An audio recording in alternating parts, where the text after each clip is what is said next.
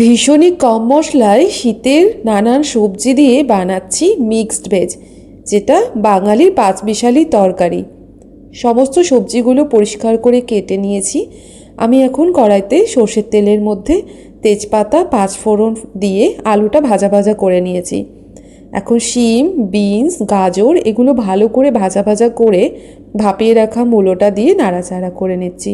এখন আমি দিয়ে দিচ্ছি ভাপিয়ে রাখা বড় বড় করে কেটে রাখা বাঁধাকপির পাতা। সেগুলো ভালো করে নাড়াচাড়া করে পরিমাণ মতো লবণ, হলুদ দিয়ে টমেটো কুচিটা দিয়ে দিলাম।